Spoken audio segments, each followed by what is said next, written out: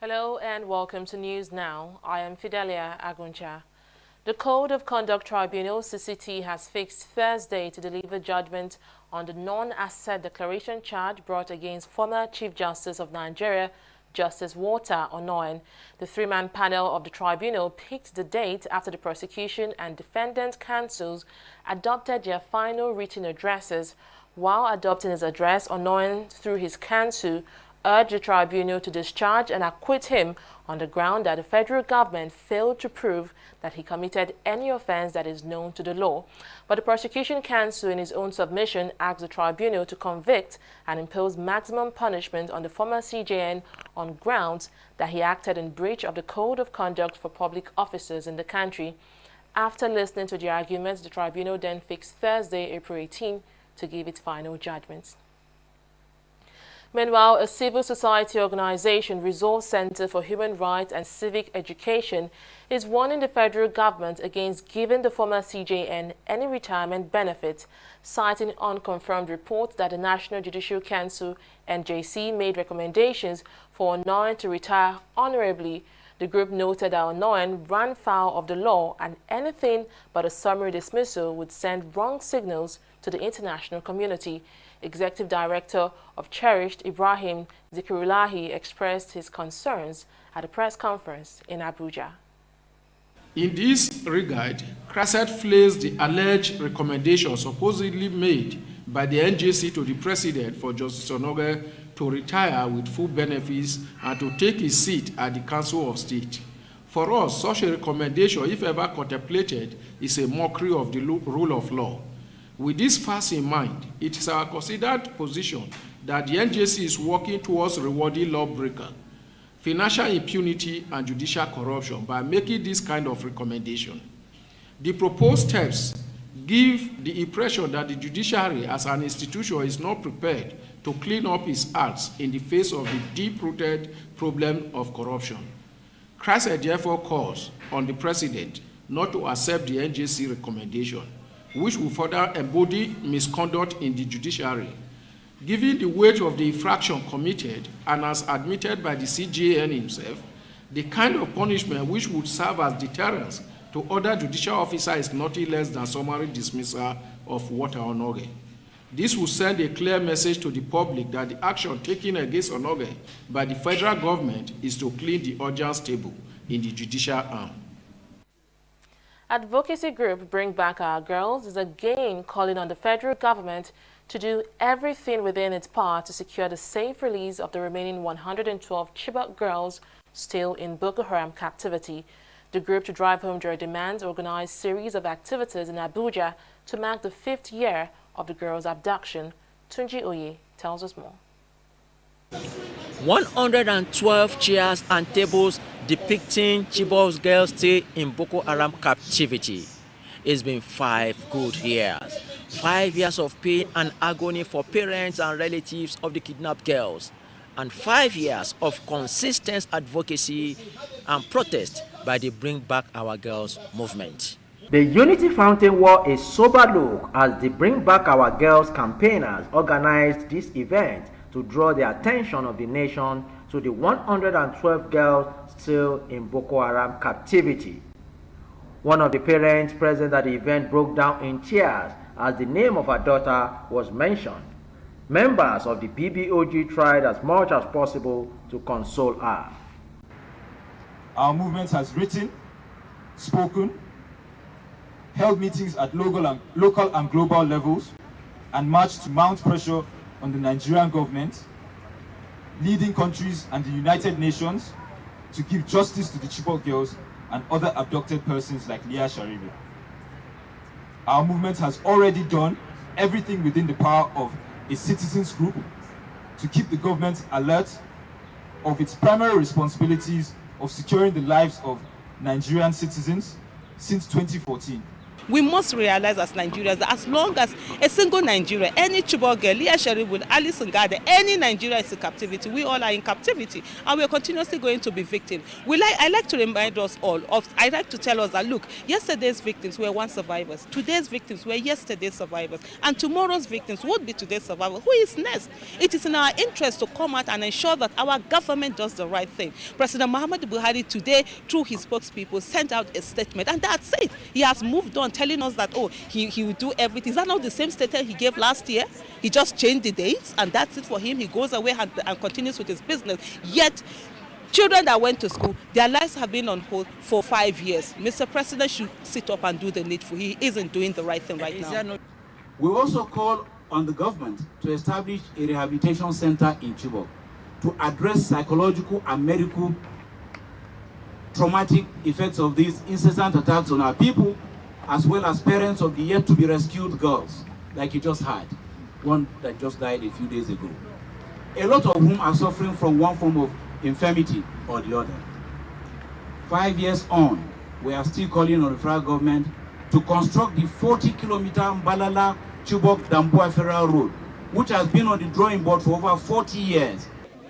In certain societies, there is no way the country can be normal when a tragedy of this kind happens. And the sad thing is that the failure of governments, successive governments, to treat the Chibok girls matter with the kind of presence of mind and effectiveness that it required, basically laid the foundation for the emboldening of those that have continued to terrorize our country. So whether it is what you find in Zamfara or in Yobe or in still in Borno or in Jos or in Benue or in Nasarawa or in southern Kaduna, the terrorists became emboldened because our government failed to show that sense of dignity of the Nigerian life. 5 years gone, on a daily basis, hope dwindles, heart faints, and every morning parents of the 112 girls look through the window, hoping it will be their day. This situation is better imagined than experienced. From Abuja, Tunji Oye, TV360 News. Well, in Lagos State, the BBOG group also marks the 50th anniversary of the abduction of the Chibok girls in Borno State, northeast Nigeria. Members of the group held marches, sit-outs and vigils for 3 days to call the government to speed up the rescue of the kidnapped girls. TV360's Annette Felix was there and now reports. On April 14, 2014, 276 schoolgirls were abducted from Government Girls Secondary School in Chibok, Borno State. Boko Haram claimed responsibility for their disappearance, and Nigeria was thrown into a panic for their rescue. 5 years after, only 107 of the girls have returned home. The whereabouts of the remaining 112 girls is still a mystery. It's day 2 of a 3-day event to mark the 5th anniversary of the abduction of the Chibok girls, and this group of Nigerian activists under the name Bring Back Our Girls are calling out the government. It's really as if they don't really care. Yes, some of them have been released, some of them have been found. But in the time since then, there's been very little communication, even in the way and manner that the family has been treated. At a point in time, a hotline was set up that their family members could call to get updates. The hotline is no longer functional. The Ministry of Women Affairs is not doing anything to follow up. And we keep saying that the Chibok girls are representative of other abducted Nigerians. But we talk about the Chibok girls because at the time when they were abducted, it was the first time that such a large number of people were taken. Not only that, we actually know their names. We know what community they are from. We know their parents. 19 parents have died in the times in between. So, but there are other Nigerians who've been abducted. We're also talking about the UNICEF worker, Alice, who we don't know anything about where she is. But Leah Sharibu as well is also missing. So it's all the names that we know, but it's also symptomatic of the other Nigerians that we don't know. And it is very sad that 5 years on, we're still here. In Yami's view, the abduction of schoolgirls in Nigeria is an offshoot of several other deep-rooted issues. It seems that we're always just putting a band-aid on a wound, but not trying to solve the underlying problem. Why is there so much insecurity? People are unemployed. There's no punishment for bad behavior. So if you feel that you can kidnap someone, you get paid, and nothing happens, of course. It's not rocket science that people will steal more, kill more, destroy more, because there's a sense that nothing will happen. And we don't believe that this government has shown very clearly that something will happen. People pay penalties. And as we've seen with our elections and other circumstances, our politicians are also part of the people who buy arms and arm young people to cause violence. So if young people are armed by a politician that they know, that gives them boldness to do the things that they do. So the government must make it very clear that it's unacceptable and show in their actions, not just in words, as you've said, that they keep saying, but show in their actions that this is unacceptable. Kayode is a mother of two. She says she's as concerned about the Chibok girls as she is about her own. I know what it takes to be a mother. I know what it takes to not see your child for a day.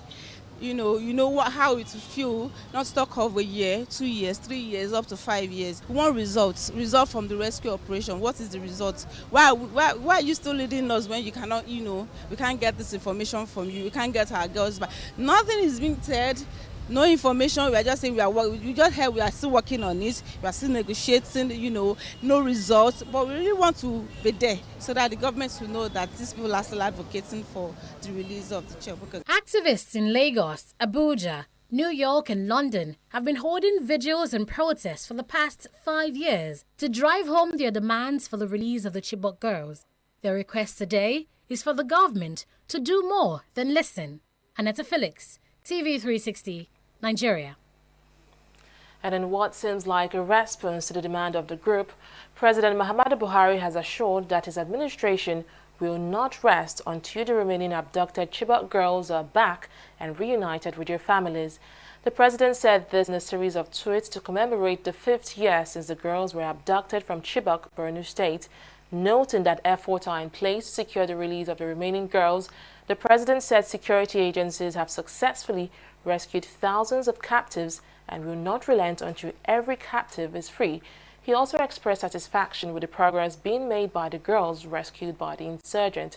The Boko Haram terrorist sect abducted 276 girls from Chibok in April 2014, and only 107 of them are back and reunited with their families.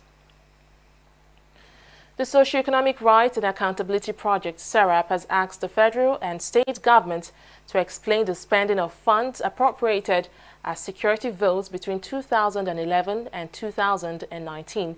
In separate Freedom of Information requests sent to the President and the governors, SERAP is seeking to know if public funds meant to provide security and ensure the protection of the lives of Nigerians have been spent for that purpose. They also asked for the requested information to be provided within 7 days, stating that otherwise, the registered trustees of SERAP shall take all appropriate legal actions under the Freedom of Information Act to compel them to comply with their request. Security vote is a monthly allowance that is allocated to the 36 states within the Federal Republic of Nigeria for the sole purpose of funding security services within such states. Though still on security matters, Nigerians have been reacting to calls for a state of emergency in northwestern Zamfara state. Some lawmakers had last week urged the federal government to declare a state of emergency in the region, saying it will help mitigate the string of attacks and killings seen in recent times. While some Nigerians have kicked against the recommendation, others have thrown their weight behind it. Speaking on our flagship program, TV360 political analyst Patrick Agbambu expressed support for the move, saying it will help restore peace to the region. The issue in Zamfara is calls for serious worries for any well-meaning Nigerian and for the government. I make bold to say that in serious study of what is happening in Zamfara, one can say that there is no government in Zamfara state as we speak, because the cardinal responsibility of government is the protection of life and property of the citizens. So as we speak, the people of Zamfara's life, they are not being protected by the government in Zamfara. And that gives the rise for the call of states of emergency so that proper attention can be given to the situation in Zamfara state. And so those calling for state of emergency, they are very, very right. I have visited some of those areas in Zamfara state, and I must tell you that the situation is much, much troubling than people can actually talk about. Zamfara State Independent Electoral Commission has fixed April 27, 2019 for the conduct of local government elections in the state. The date was announced by the executive chairman of the commission, Gadbra Mohammed, during a stakeholders meeting in Gusau, the state capital. The tenure of the local government officials expired on January 2, 2019, but was extended to May 2, 2019 by the State Assembly. Now, the SIEC chairman says the commission has set up a special committee of experts for mass enlightenment and mobilization of voters across the state. He also noted that the commission has begun recruitment, training and posting of ad hoc staff as well as distribution of election materials to its zonal, local government and ward offices. Zamfara is currently facing serious security challenges, which has led to the deployment of soldiers and other security agents to confront bandits and kidnappers who have killed more than 3,000 people.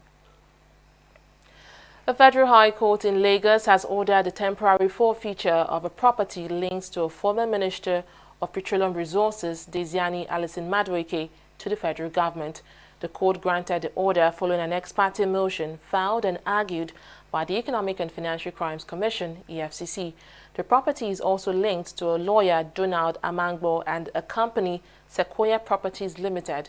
Justice Chuka Obiozo, in his ruling, directed the EFCC to publish the order in any national daily in Port Harcourt and Lagos to allow all persons interested in the said property to show cause, while the final forfeiture of the property should not be made by the court. The court then adjourned further proceedings to May 9, 2019. News now will continue in just a moment. Don't go away.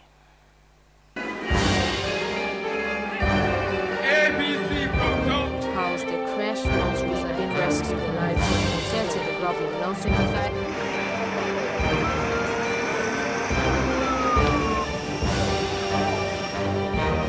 And that our work is not more like this from Nigeria, where voters are on the queue to have a ballot.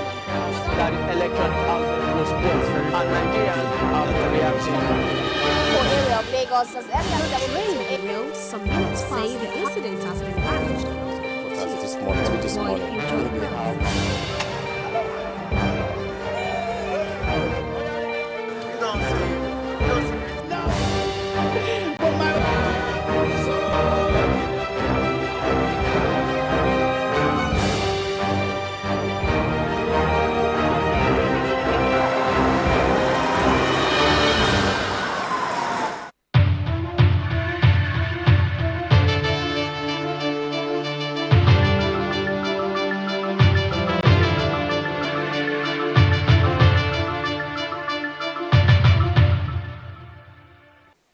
Welcome back.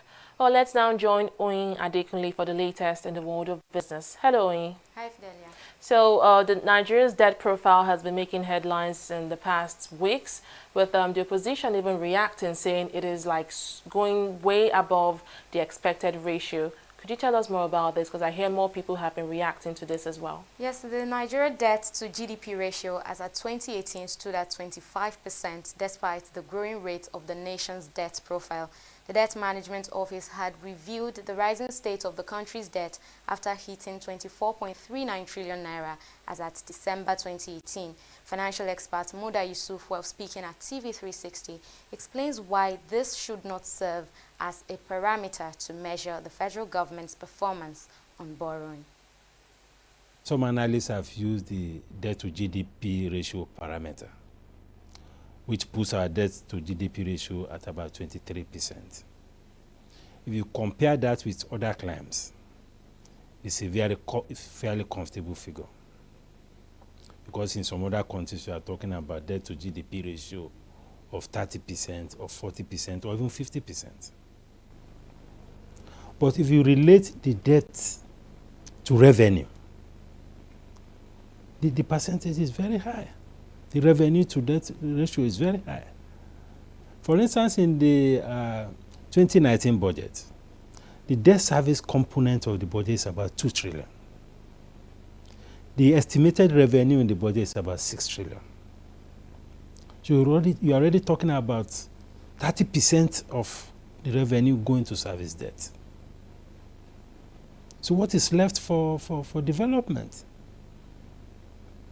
And in that budget, about 4 trillion is for recurrent expenditure. So by the time you add the debt service to the recurrent expenditure, you have exhausted the entire revenue. So the main challenge of the debt management issue or the debt profile is in the capacity to service the debt. And that is the point that even the IMF was trying to underscore, that the cost of financing debt is too high. The Nigerian Union of Petroleum and Natural Gas Workers, NUPENG, and the Petroleum and Natural Gas Senior Staff Association, PENGASAN, have rejected the advice of the International Monetary Fund for the removal of fuel subsidy. The global financial body, at its annual meeting last week, had advised the Nigerian government to remove fuel subsidy in order to improve the nation's economy, but the advice did not go down well with all Nigerians. Reacting to it, NUPENG and PENGASAN said the IMF's advice had created panic in the country, which had led to the hoarding of petroleum products. Oil prices edged lower Monday after international benchmark Brent hit a fresh 5-month high in the previous session, but concerns over global supplies provided a floor to losses. Brent crude oil futures were at $71.40 per barrel, down 15 cents from their last close. Brent closed up 1% on Friday when prices hit a high of $71.87 a barrel, the highest since November 12. Also, U.S. West Texas Intermediate WTI crude futures were at $63.60 per barrel, down 29 cents from their last settlement. Stock market review is up next right after this break. Please don't go away.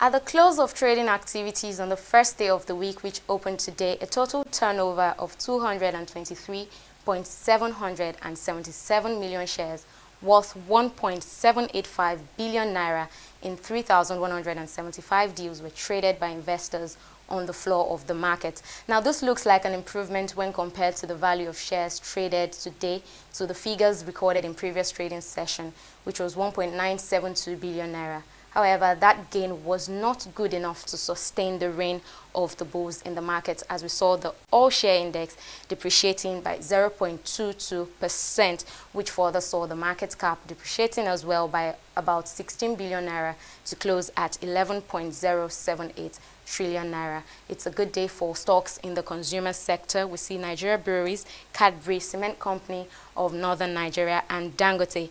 Nigeria Brewery, Cadbury, and Dangote Flour, all from the consumer goods sector. And we also see that Cement Company of Northern Nigeria of the industrial goods sector also chalking up some gains equivalent to 5.63% rise. Moving on now to the stocks that impacted market losses today.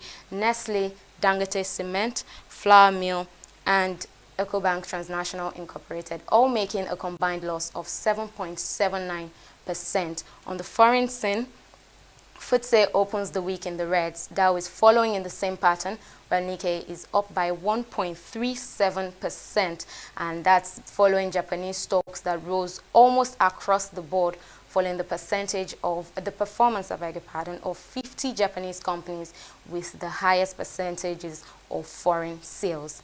And that's all on the stock market review today. It's back to you, Fidelia. Well, thank you, Oyin, for that review of the stock market. It seems the NSE is going back to the downtrend that dominated the better part of the first week of April after recording days of gains. That's 3 days of gains in the past week. We hope for better days for investors, as I used to say. And we'll be moving on to news on the foreign scene after this break. Stay with us.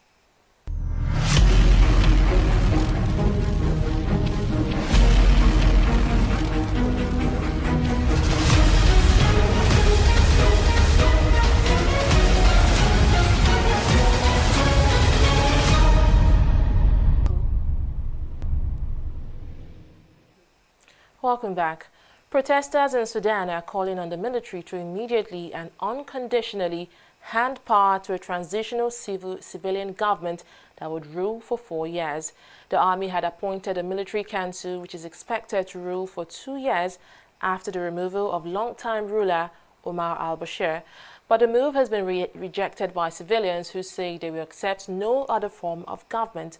Longtime ruler Omar al-Bashir was ousted and arrested on Thursday last week in a coup led by the country's defense minister, who has now been pronounced leader of the governing military council in the country.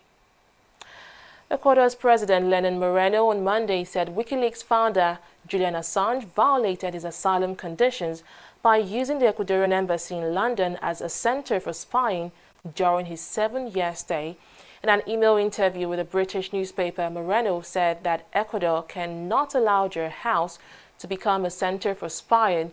Under former left-wing Ecuadorian President Rafael Correa, Assange was granted asylum in August 2012 due to perceived threat from a United States secret investigations into him.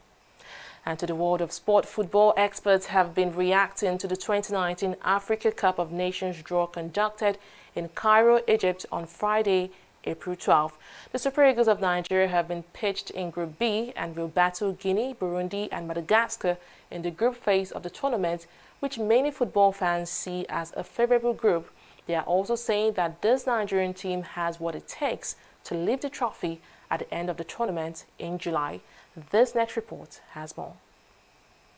When the Confederation of Africa Football, CAF, announced the draws for the 2019 African Cup of Nations in Egypt, many Nigerians heaved a sigh of relief of being drawn in a supposedly easy group. They called it the Group of Life. The Super Eagles have missed the last 2 editions of the tournament, and Gernot Rohr's men fall in Group B, where they will face Burundi, Guinea and Madagascar. Kunle Sholaja, editor of an online sports magazine, shares his thoughts on Nigeria's opponents and chances in the group. That's one of the easiest groups that one can expect. But like they say in football, there's something like an easy group, because a match that we think will be easy may turn to be a Greek puzzle. And like they are now, in their own case, they are lucky to have 2 teams who are debuting at the African Nations Cup in Cairo. You have Burundi, who are coming in for the first time, and you have Madagascar, who are also coming in for the first time. The crunchy game they will have to play will be against Guinea. And if you go through, they'll be meeting for the first time since 1976 in the African Nations Cup, even though they've met severally on other competitions. But this is the first time they'll be meeting at an African Nations Cup finals. Guinea and Nigeria have been a sort of rivals. In between them, they've played, I think, 16 matches, and they both had 4 victories each, and they drew 6. So that shows that the 2 teams are well matched for one another. So that match of June 26 is supposed to be a thriller, because maybe that will now be the tiebreaker for the 2 teams. We know which side has had more victory than the other. As for Burundi, Burundi is the first match Nigeria will play on June 22. They've only played once. I think that was in January 1999 in MKO Abiola Stadium in Abeokuta. And then as for Madagascar, Madagascar is another debutant country.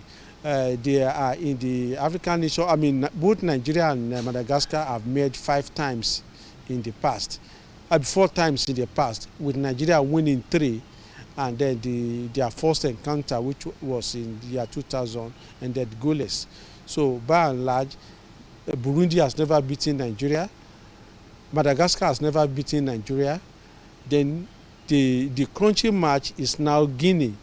Despite having minnows in the group, Sholaja, however, cautions the team on complacency.